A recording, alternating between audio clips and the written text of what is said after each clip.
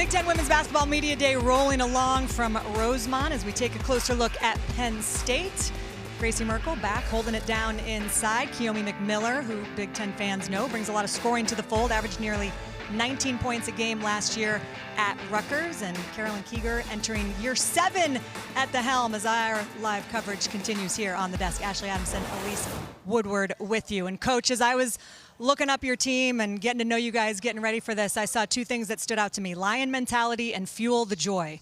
Two amazing themes, because it's ferocious joyfulness, which is what I usually talk about Elise Woodward. She's ferociously joyful. Tell me about those themes and kind of how you pick them and what it means to this group. Yeah, well, obviously being the Lady Lions, Lion mentality fits really well.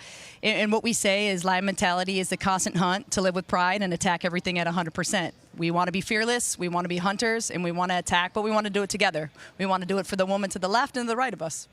I always say the recipe for a good basketball team, you better have a good center and you better have a good guard. And you have that. Gracie Merkle last year, 67% field goal percentage in Big Ten play. That's incredible. And now you add a point guard that is electric in Kiyomi McMiller. How have those two worked together? And as a baseline for your team, how can you take advantage of that? I'm really excited for both of them to play together. Obviously, they've built their chemistry this offseason, working together, and just having that camaraderie is going to help. I mean, obviously, Gracie Merkle is one of the most efficient post players in the country, if not the most efficient. Her hands are phenomenal, her footwork, and then to play with a point guard like Kiyomi, who has the best ball skills I've seen. You know, Kiyomi obviously has phenomenal handle, but she's an elite passer. And I think the two of them are going to be an excellent 1-2 punch. And you sprinkle the other weapons we have on the perimeter and inside, and we're really excited for fans to see Penn State back on the map. Kiyomi is a player that you can ISO. She can get you a bucket anytime. She's just a walking bucket. So offensively, what have you changed, or what do you do to be able to not rely on that and not have other players standing around, but like how have you have to change when you add a player like that, don't you? Yeah, well, she's so dynamic, right? And you want the ball in her hands. You want her to have her creativity. You want her to play free. But also you want the others to space the floor. We have a lot of great shooters. That's going to be fantastic for Kiyomi to have more gaps to work with, and obviously then you have Gracie Merkle with post-up ISOs down low. You know, Kiyomi is like the prototype for our system. You know, I've coached a lot of elite guards, and Kiyomi's up there with the best of the best. And I'm not just talking right here in college basketball. I think she has potential to be one of the best guards to ever play the game, and I'm going to be really excited to work with that creativity and help shape her game, and help her become the complete player that I know she can be, and that she can lead us to the next stage. You know, I think about your ability to coach more. College sports has changed so much. There is so much that is on the plate for a head coach. And you went and hired the first GM of the program, Jason Crafton. Tell me about, he's got so much different, interesting experience.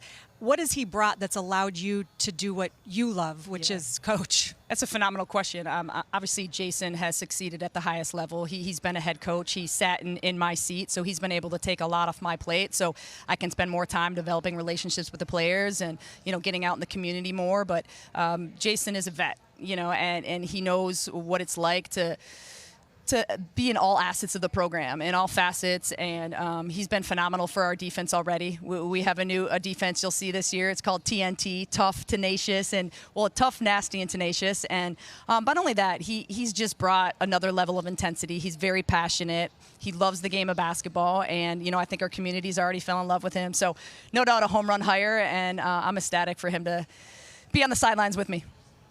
I think for you guys, too, with this when you look at the way that it has evolved in college basketball, what is it that you love to do? What keeps you motivated in this landscape where it's just a different beast than it was 10, 15 years ago? What is it that you love that gives you that real joy in college basketball now? Yeah, my favorite part is player development.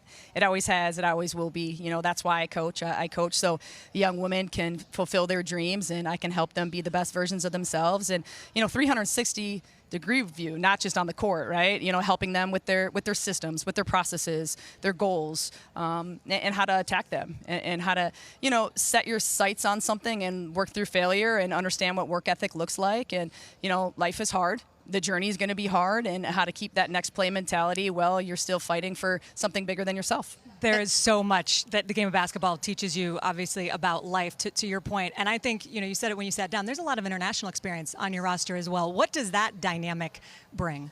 Well, I love that the game is global. And I think it's so important for, our American, student athletes to get that experience playing with international players. And then twofold for the internationals to come here and get an elite education, but play with a different brand of basketball, different style of training. I absolutely love the synergy our team has right now. And the internationals are a breath of fresh air. And, absolutely love teaching them and showing them what the culture looks like here in Happy Valley and helping their game flourish. And I would just say Happy Valley is a unique place. It is a special place. We were talking about the whiteout for football, but the international kids, they come over and they're coming to a unique place where but while you're a Nittany Lion and certainly after, connected for life, it's an amazing thing about Penn State. How do you explain that to people that don't know? Well, we have the largest living alumni network in the world, right? So when you talk about life after basketball, because obviously the ball's going to stop bouncing at some point, so how do we set them up for life after sport? And introducing them to different people that can help them, whether it's figuring out who they are, figuring out what career path they want to follow, job placement, career advancement.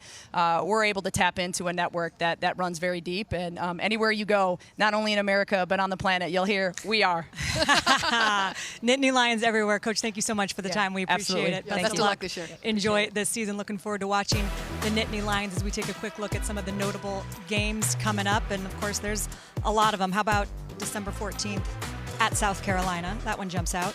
Hosting UCLA on New Year's Eve, at Ohio State, Maryland, and Indiana, all part of the gauntlet that is Big Ten Conference play in 2025. Let's head over to Mike and Christy, who are with the players, guys.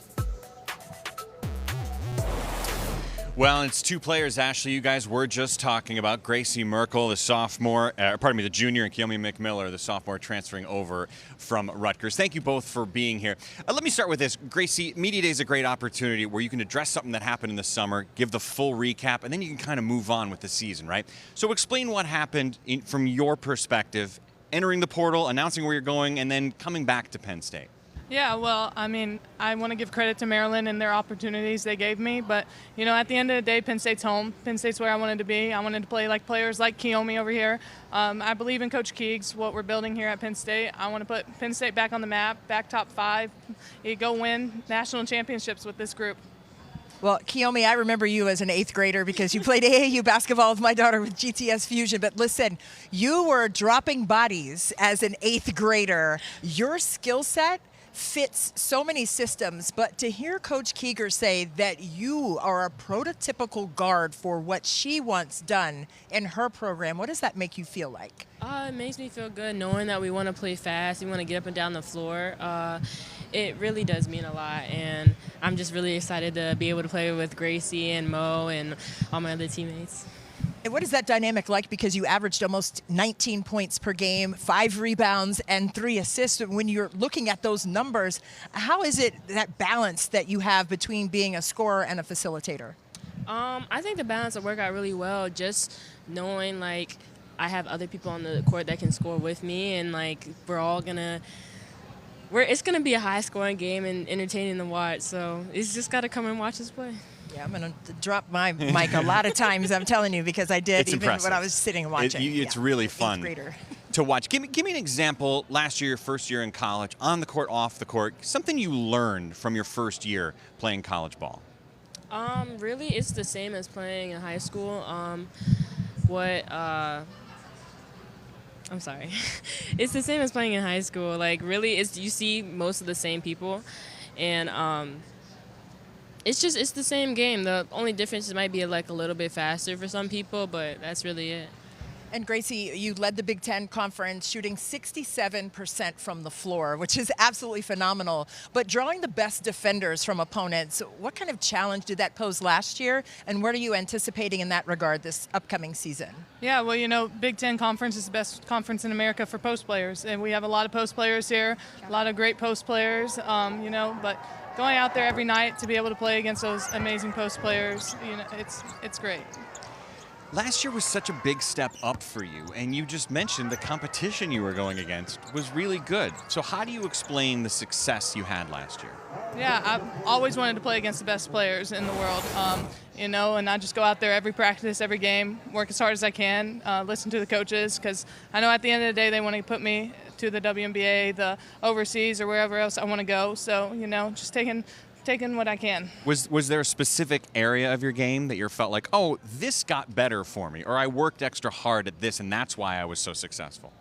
I just work at everything. I think being a little bit more physical was definitely a key, but this summer we're working on my mid-range jumper, so we're going to see if that, I love that. Now, dynamic duo is something that's kind of very bland, but I want to know from you all, what do you all want to be called? I mean, you guys are going to be paired up and matched up and two-player actions and all that. Any names come to mind McMerkle. yet? There it is. Oh, you don't even it. There it is. Hashtag it. Somebody, yeah, stamp that. You, one of the things you do really well is the three-point shot, Kiyomi, but some of your threes are a mile behind the line. What does your current head coach say about the depth she's comfortable with you taking a deep three? She definitely is. Like, Coach Kieger doesn't like to put any of us in a box. He wants us to embrace ourselves and how we play. And just knowing that I have that freedom really means a lot. Last one for you, Kiyomi. When you get double-teamed this year, what are you going to do differently than last year when you got double-teamed? What's something you've learned in that regard? Something I learned. Well, I'm not going to be the only one that's going to be double-teamed. So if I get double-teamed, pass it down to Merk, pass it down to Mo, it's going to be a bucket either way. I like it. Kiyomi, Gracie, love thanks it. so much for your time. Thank Have you a so great year much. this year.